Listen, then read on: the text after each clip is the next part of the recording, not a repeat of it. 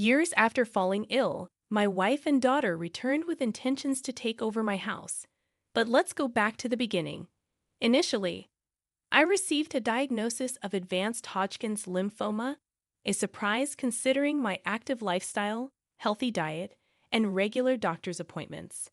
The oncologist couldn't pinpoint the exact cause, and with slim chances of survival through rigorous therapy, I was determined to fight. Sitting down with my wife of 15 years, Daisy, and our teenage daughter, Luna, I broke the devastating news to them. Reassuring them of my commitment to combat the disease, I couldn't shake worries about the impact on our family dynamics.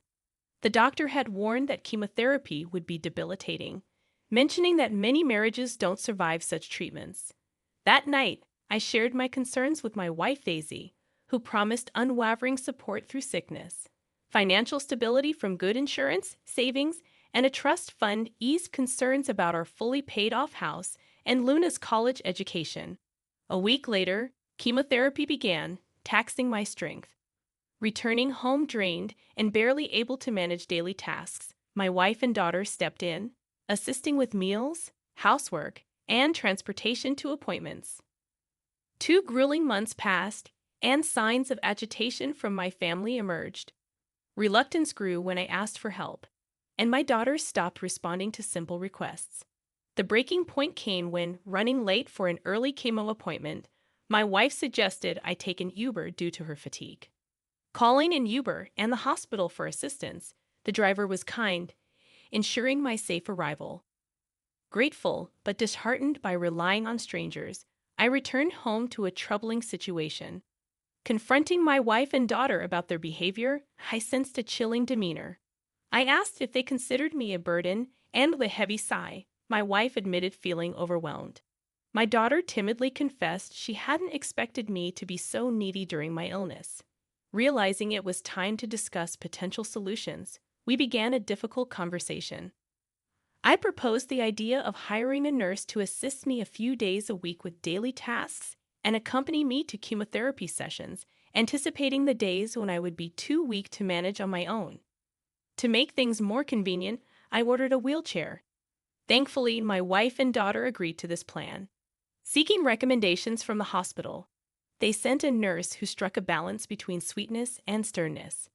She ensured I never missed a chemo appointment, received medication on time, and crafted a comprehensive care plan, including healthy meals. Despite these efforts to ease their burden, my wife and daughter remained discontent. My wife felt threatened, thinking the nurse was replacing her. I suggested that if she took on the responsibilities of driving me to chemo, filling prescriptions, and ensuring I ate and took medication on time, we could part ways with the nurse. Reluctantly agreeing to this compromise, my wife insisted on finding a male nurse, but I explained there were none on the recommended list, and the current nurse had specific experience with cancer patients. I made it clear that the nurse would only be replaced if my wife and daughter were willing to shoulder her responsibilities. Unhappy with this proposal, my wife argued that I should do more for myself instead of making my condition everyone else's problem. I tried to reason with her, explaining the toll chemotherapy took on my body. In a fit of rage, she stormed upstairs, slamming doors. Choosing to ignore her tantrum, I focused on my recovery. That night, I received a call from my mother-in-law, expressing displeasure about bringing another woman into her daughter's house. Though the house was technically in my name, I explained the necessity of the nurse due to the level of assistance I required. I emphasized that the nurse's presence would be temporary, lasting only for the remaining month of chemotherapy, provided the cancer didn't persist or worsen. While she seemed unconvinced, she eventually left me alone. For about a week after that conversation, things seemed relatively normal as my treatment progressed smoothly. Then, on one fateful day, after returning from a chemotherapy session, a moving truck greeted me as I arrived home, my wife and daughter having packed up their belongings and informed me they were going to stay at their mother's place. Deeply hurt and upset, exhaustion held me back from expressing my feelings properly. The timing of my wife's departure, right after my chemo sessions when she knew I'd be utterly spent and unable to communicate effectively, felt cruel. Seeking clarity, I turned to my daughter and asked if this was truly what she wanted. Her response hit me hard. She said she would rather live with her mother because she found it too difficult to live with me. It was a painful moment watching them leave, tears welling up in my eyes. It was precisely what I had feared when my chemo journey began, feeling unwanted and abandoned. In the midst of my emotional turmoil, my brother stepped in with a solution. He noticed the nurse spending extra time with me that day and inquired if I had any family members nearby who could provide support. Though my brother lived 3 hours away and had 2 young children of his own, he generously offered to take time off from work to stay with me until I could find a more permanent arrangement. Upon his arrival, he was furious about what my wife had done, referring to her as selfish and ungrateful. He pointed out that she had never had to work since our marriage, and I had always ensured she lacked nothing. His time off from work was limited, but he had another suggestion. His wife's sister, Kara, was going through a painful divorce and needed a safe place to stay temporarily. Her soon-to-be ex-husband had been the breadwinner, leaving her with limited financial resources. Kara was also studying radiology at a nearby university on scholarship, and my home was conveniently closer to the university campus, making it an ideal solution. Agreeing to the arrangement, I assured my brother that Kara wouldn't have to pay rent since she'd already be putting up with me. My wife and daughter had taken almost everything, leaving only the bed and a few dresses. My brother stayed the rest of the week, and Kara arrived on his last day. He helped her move in, and she expressed her gratitude for letting her stay with me. Kara promised to be considerate, clean up after herself, and assist where needed. In the weeks that followed, things went relatively smoothly. I missed my wife and daughter, but it appeared that I was the only one feeling that way because they didn't even bother to call or check up on me. Kara's presence proved to be a tremendous help. She took care of grocery shopping, handled most of the cleaning, and even assisted with meal preparation. Throughout this time, she never uttered a single complaint. About a month and a half after my wife's departure, I received the news that I was cancer-free, a momentous occasion celebrated by ringing the bell at the hospital. My nurse asked me now that I was essentially cured. My immediate decision was to file for a unilateral divorce, freeing myself from a marriage that had proven unsupportive during my challenging journey. With the divorce proceedings in motion, my focus shifted toward the next crucial step, recovering from cancer. Slowly but surely, I began to regain my strength. My hair grew back, my scars started to heal, and I was putting on weight, while sticking to my healthy meal regime for the most part. I allowed myself some cheat days to savor the favorite meals I had missed during my illness. It's been 6 months since I've been declared cancer-free, and I believe I'm finally ready to move on with my life. I made a call to my old job, and they're willing to rehire me for remote work if I choose to return. I think I'll take them up on the offer because I'm planning to move away. While I have an attachment to my house, there are too many painful memories here. I yearn for a fresh start with something smaller. My wife doesn't know it yet, but I'm planning to give the house to Kara. She came through for me when I was at my lowest, showing immense kindness even though we were practically strangers. She's free to sell it if she wishes. I no longer want anything to do with it, especially if it means my wife or daughter could lay claim to it. My new place is in a quiet neighborhood in the countryside, and I'm eagerly looking forward to this new beginning. Update number 1. Hey wife and daughter. It's been over a year since my initial diagnosis, and I've settled into my new place and neighborhood nicely. There are plenty of friendly folks around here, and I've made friends with my neighbors, including Sophia, who lives across the way. She's a widow who lives alone, with her kids scattered across the country, visiting only during Christmas and her birthday. Sophia invited me to her porch for drinks and conversation, and she shared the heartbreaking story of losing her husband to lung cancer. She emphasized how important life insurance was for her family's financial security. During our conversation, I opened up about what happened with my wife and daughter. Surprisingly, I still hadn't heard a word from them, but I've come to terms with it.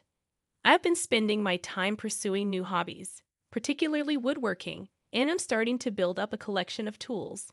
One day, when I returned from the hardware store, Sophia informed me that she had noticed some people hanging around my house. Fortunately, they didn't do anything harmful or steal anything, but they did approach the door, knock a few times, wander around the house, and eventually waited in their car. Sophia considered calling the sheriff's office but decided against it, thinking they might be family. I asked her to describe them, and her description matched my wife and daughter. I couldn't fathom how they had found my new residence, as only my brother and his wife knew my current address. It left me wondering why they were looking for me after leaving almost a year ago without looking back. Sophia assured me that if they returned, I shouldn't come out, and she would handle the situation. Frankly, I had no desire to interact with them after they abandoned me. During my lowest point, later that night, I called my brother, who informed me that my wife and daughter had been harassing Kara and her roommate at my old house. Fortunately, Kara had documented proof that the house was now in her name, and she had explained that she had bought it for me, a smart move on her part. I felt bad that Kara had to go through this ordeal because of my family, so I called her directly to apologize. Hopefully, the next time they come around, I can resolve the situation for good. As for my wife, I'm not sure if she's aware of the unilateral divorce. My lawyer sent a copy to her mother's house, but it's possible they mistook it for junk mail. Regardless, I've reached a point where I no longer care. She and I are no more. Update number 2. My wife and daughter showed up at the house again, but this time it was earlier in the day while I was working. I heard the knock and decided to check the security cameras, and sure enough, it was them. My ex-wife looked just as I remembered her, but Luna had grown significantly. She was practically a young woman now. I followed the plans Sophia and I had discussed, staying inside but moving closer to the door to hear them better. Sophia, ever the good neighbor, came over to greet them and introduced herself. My wife asked if she knew a man named Charlie who used to live there. Sophia sounded just as baffled as I was and questioned her use of used to. My wife explained that her husband, not ex-husband, had lived in this house before his recent untimely death following an extended hospital stay. My jaw hit the floor at this revelation because, to my knowledge, there was no record of my death anywhere, especially not at the hospital where I underwent treatment. My wife went on to claim that they were the next of kin, implying that the home was rightfully theirs. Sophia informed them that someone named Charlie did live there for a while, but clarified that he was a divorcee. She also shared that during our time as neighbors, I had informed her that my wife had left me, and I had filed for a unilateral divorce. Sophia added that, as far as she knew, I intended to bequeath all my assets to charity, since I had no other family besides my brother. This was why she found it strange to see 2 women snooping around my house. The conversation fell into an uncomfortable silence before Sophia inquired if they had a death certificate or a will. They replied in the negative. Sophia explained that once they had those documents, they could take them to the county's record office. If they were indeed the rightful owners of the property, they could then get the deed in their name. My wife did not take kindly to this suggestion.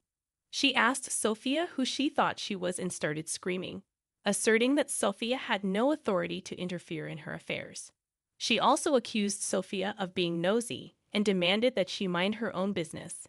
Feeling a deep sense of embarrassment, the people in this neighborhood had been nothing but kind to me, and here my ex-wife was making a scene and disturbing their peace. Part of me wanted to go out there and give her a piece of my mind, but I chose to stick with our plan. Sophia, bless her heart, apologized to them and explained that she was merely trying to be helpful. She returned to her own home, and shortly after, my ex-wife and daughter left. After finishing work, I went over to Sophia's place to apologize. She brushed it off, mentioning that while she found my wife's behavior repulsive, she also found the outbursts somewhat amusing.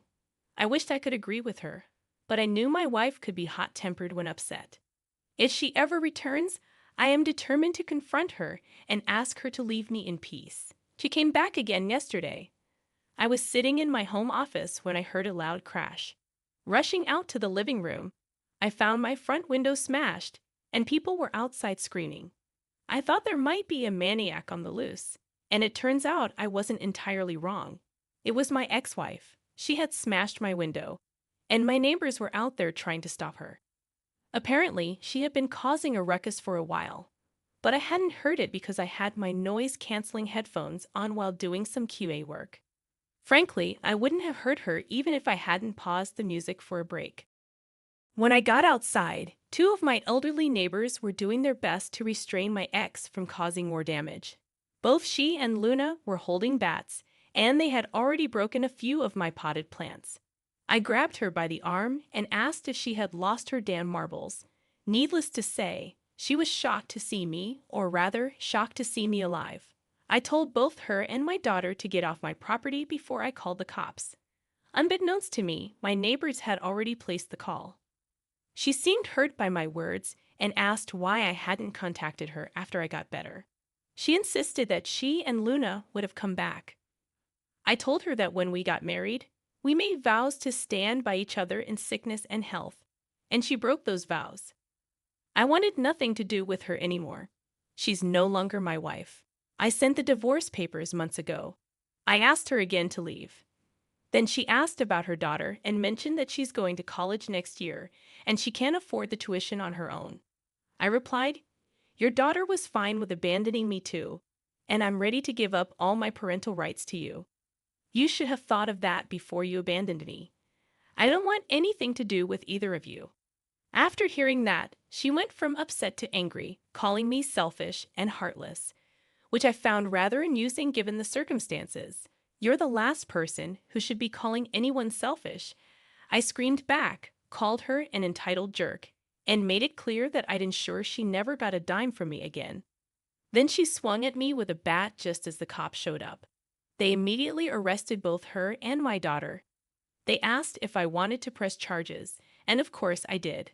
My ex and daughter started crying loudly as they were loaded into the back of the police car, but I felt no sympathy for them. I had everything that happened on camera, including my wife smashing the window, and I had already submitted it to the police. After work, I ordered a new window and cleaned up the glass. Someone will be coming to deal with it tomorrow, but for now, a rigged-up tarp is keeping out the elements. Sophia gave me some buckets to put my plants in until I can replace the pots. Curious about what had brought my ex-wife back, I did some digging. It turns out her mom passed away 2 months ago, and they found out that the house they had been staying in didn't belong to her or her husband. It belonged to his cousin. The cousin decided to kick them out because he wanted to sell it. With both of my ex-wife's parents now gone, she and her daughter sold most of their parents' belongings and had been living in a motel for a while. When they came back to our old home and saw Kara there, they assumed I had died and went snooping around for recordings of my assets and purchases, which is how they found me. Regardless, they're facing charges of vandalism, attempted break-in, and attempted assault. Since Luna is a minor, she's receiving community service, but my ex-wife is facing time behind bars, as this was clearly premeditated. I'm considering obtaining a restraining order as well. At least for now, I won't have to worry about her for a good long while.